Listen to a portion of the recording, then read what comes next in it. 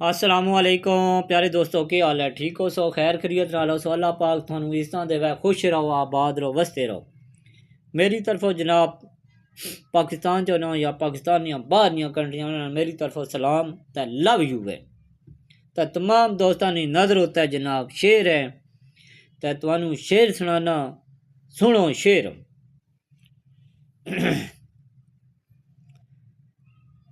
शिकवा कोई तेरे सलूक दा नहीं, शिकवा कोई तेरे सलूक दा नहीं, नाई यार तेरी बेवफाई दा गम,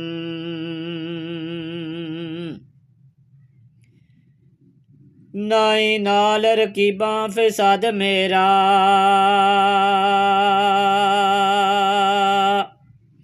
कीती होई तेरी एक भलाई दा गम, करया ज़ब्त हिजरा नू जिगर साड़े,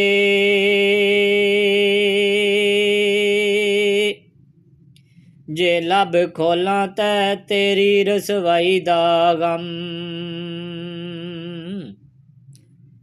अज़र गम खुदाई दा एक पासे,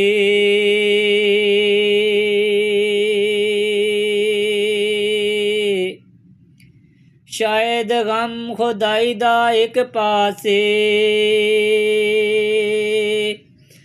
मैनू खा गया तेरी जुदाई दा गम, मैनू खा गया तेरी जुदाई दा गम।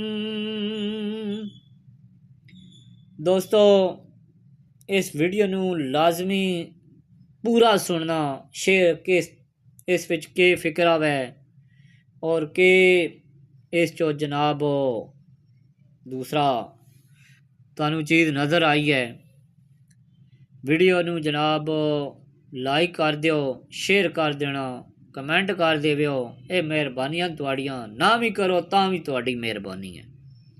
किसी ते भरा जी कोई गिला शिकवा नहीं है, बिल्कुल ज़रा कोई वीडियो वेखे ना वेखे, मेरा कोई किसी तक गिला शिकवा नहीं है। तो जे अगर कोई वीडियो वेख छोड़ा लाइक कर देवे, कमेंट कर देवे, तो उसकी मेहरबानी ते मुहब्बत है ते चाहत है। तो हुण तुहाड़े कोलों दोस्तों इजाज़त मंगना, अल्लाह सोने ने हवाले। तो लव यू हो गया, लव यू हो गया। अगली वीडियो ना लाजमी इंतज़ार करना। ओके, अल्लाह हाफिज़।